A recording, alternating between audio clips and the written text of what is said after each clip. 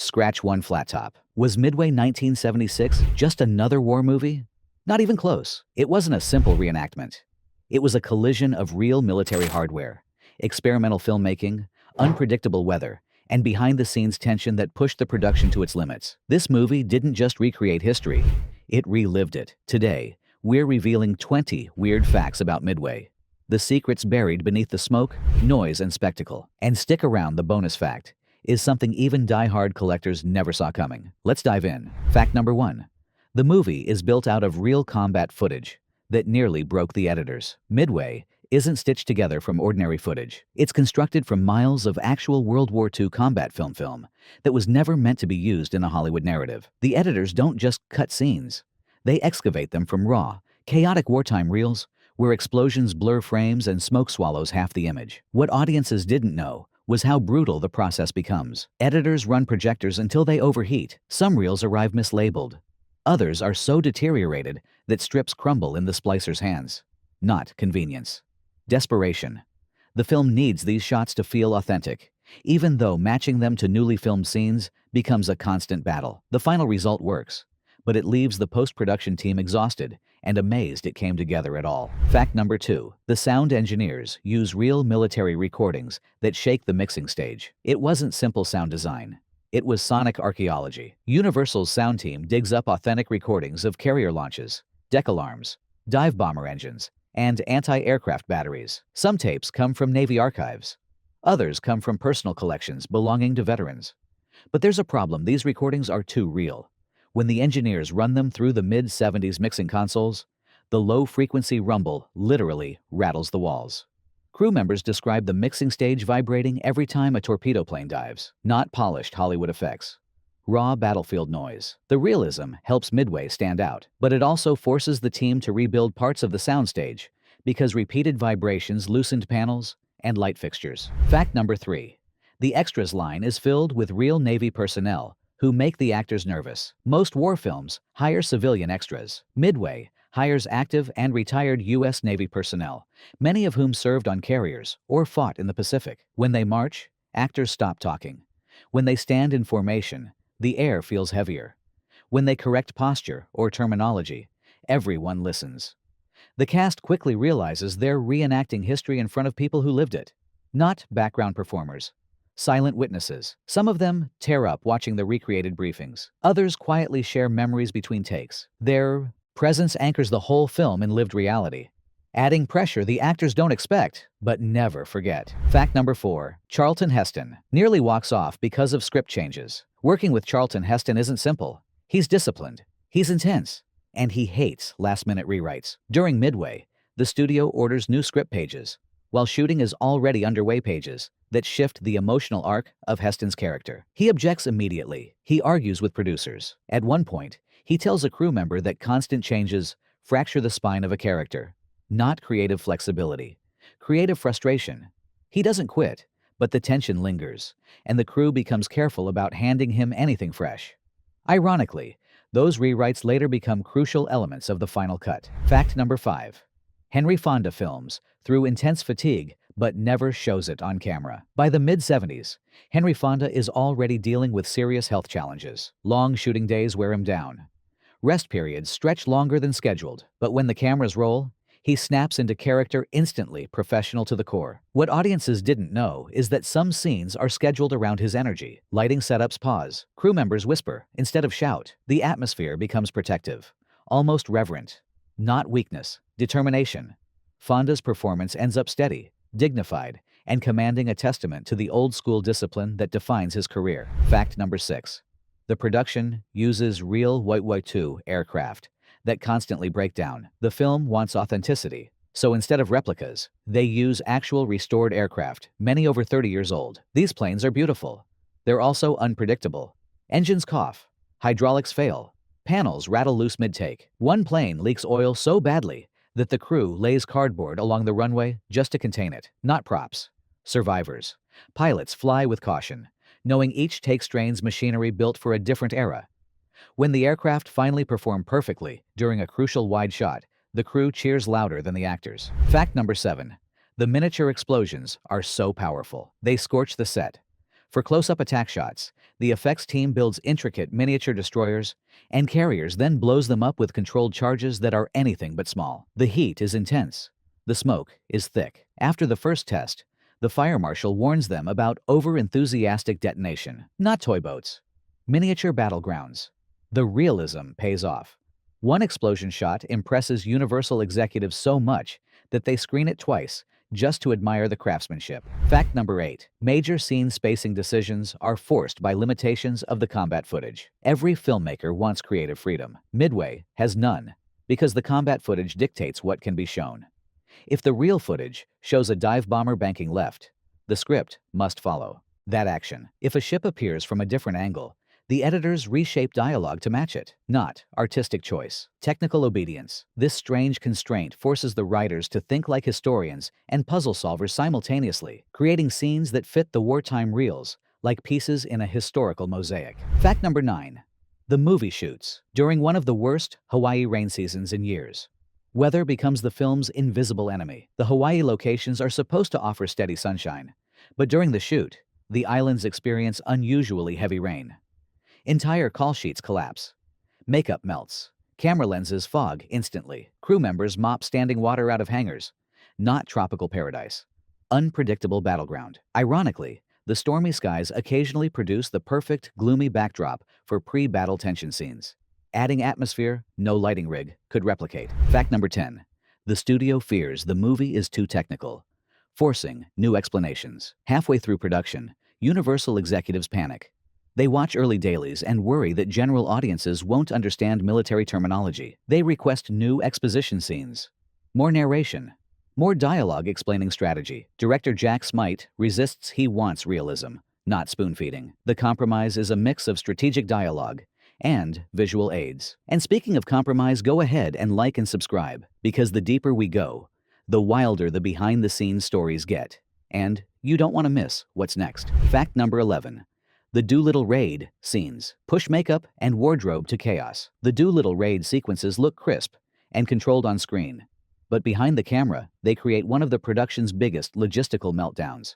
The problem isn't the actors. It's the sheer volume of uniforms, gear, and historical details required to portray dozens of airmen preparing for a mission. Each jacket has specific stitching. Every insignia must match exact ranks. Flight suits need weathering, so they don't look freshly issued. Humidity sabotages everything. Buttons rust. Leather shrinks. Makeup streaks the moment an actor steps into the sun. Continuity photos become useless after rainstorms reshape jackets and hats. Wardrobe crews run like battlefield medics, stitching tears and reattaching rank pins seconds before cameras roll. Makeup artists dab sweat, patch smudges, and fix wind-blown hair while trying to match scenes filmed days earlier. Not glamour. Maintenance warfare. Some days, wardrobe repair eats more time than actual filming, leaving the crew stunned at how quickly small details multiply into full-scale chaos. Yet, on screen, every uniform looks flawless proof of a behind-the-scenes battle the audience never sees. Fact number 12. Background radios use authentic transcripts from real U.S. carriers. The radio chatter whispering through Midway's bridge scenes doesn't come from a Hollywood writer's imagination. It comes from real carrier transcripts dug out of military archives, cataloged with precision, and rebuilt line by line. The sound team studies how officers spoke during high-pressure operations, clipped phrases, calm commands, repeated confirmations, and reconstructs entire layers of background audio that never draw attention yet elevate every scene. But using real transcripts introduces a challenge: matching historical communications to staged footage. Lines referencing weather patterns, ship headings, or pilot conditions have to align with the moment shown on camera. That forces the audio team to treat each scene like a miniature puzzle, not simple ambiance. Historical echo. Veterans attending early screenings immediately recognize the cadence. They comment on the authenticity of the terminology, the rhythm of the voices, and the small operational details only insiders catch. Some even say the radio chatter feels closer to their wartime experience than certain documentaries. The effect is subtle but powerful, a sonic fingerprint tying the film to the realities of Pacific naval operations. Fact number 13. The shooting schedule collapses because of location restrictions.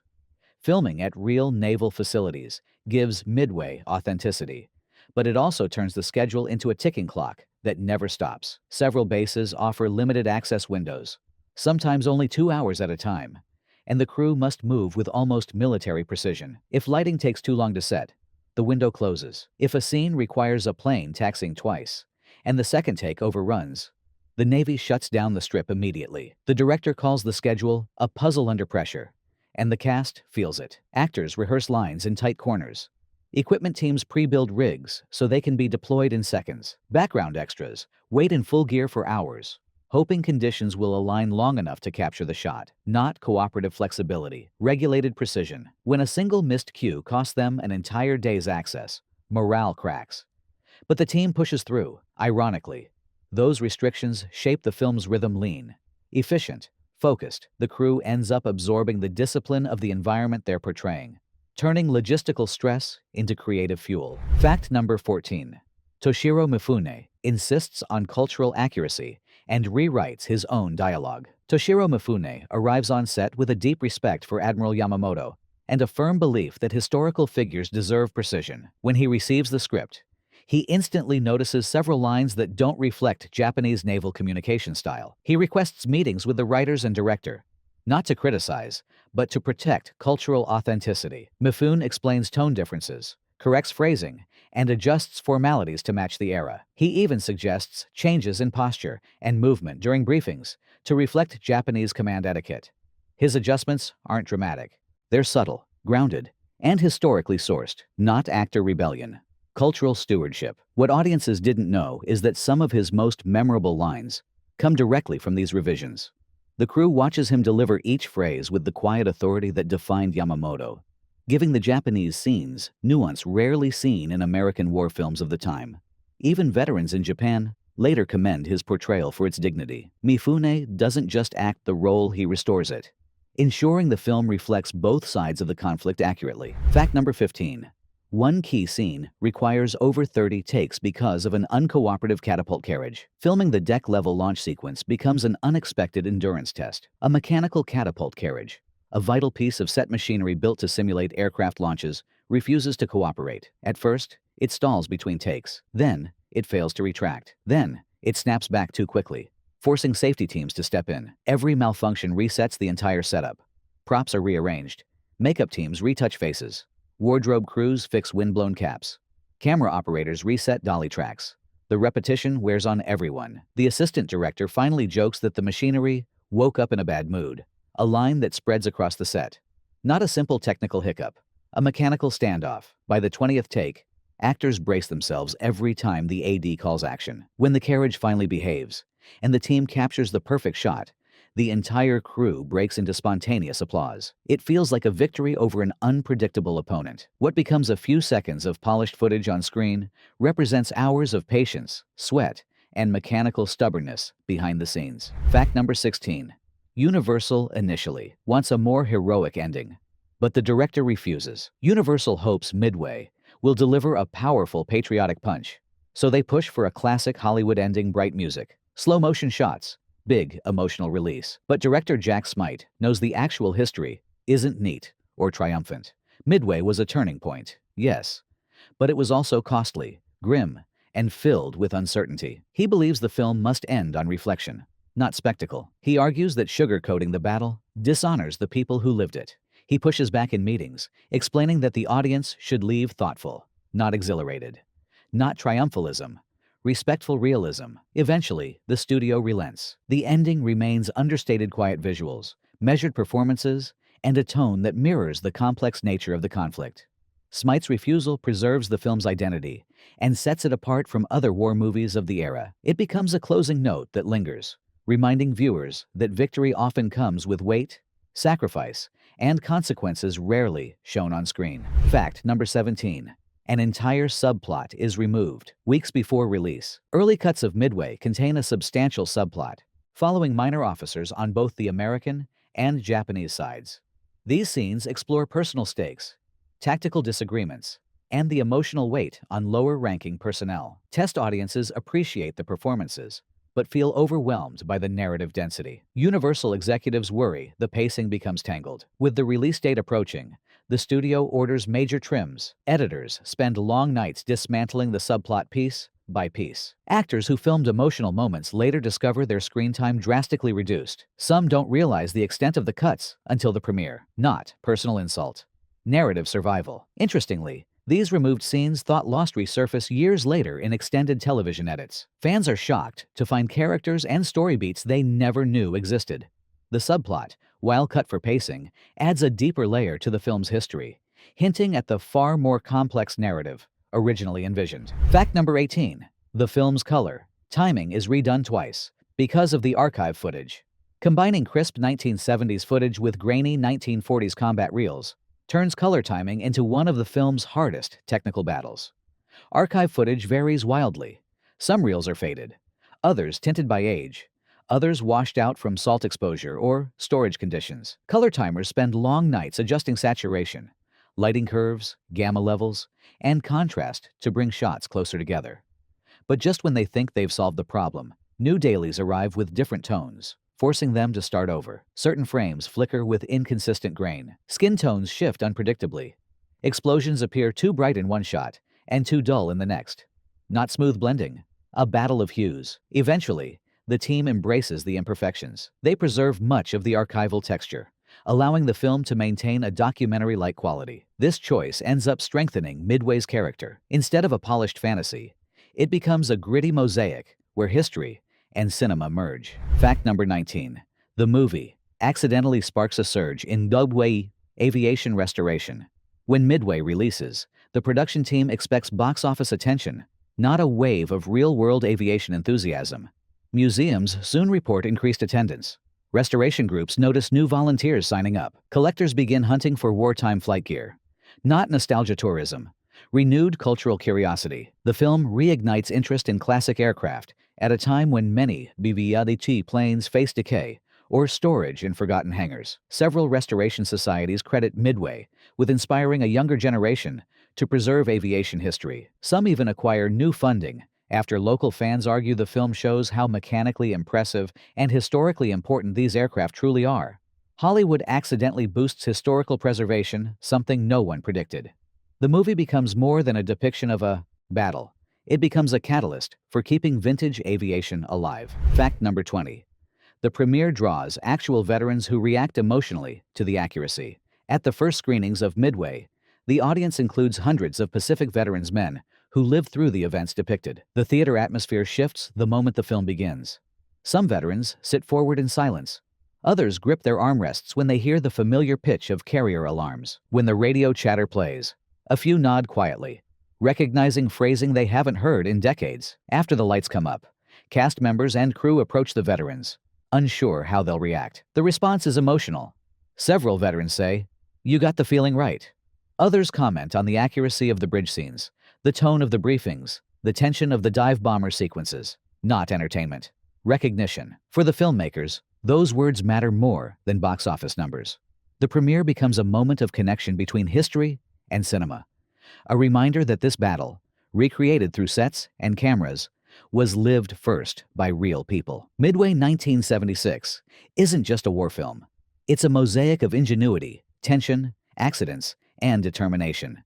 A reminder that history isn't recreated easily. It must be wrestled into existence piece by piece. From malfunctioning aircraft to real-world veterans standing just off camera, everything about this production blurs the line between filmmaking and remembrance. If you enjoyed this deep dive, like the video, subscribe, and tell us which film you want exposed next. And remember, history isn't just written. It's built one shot at a time.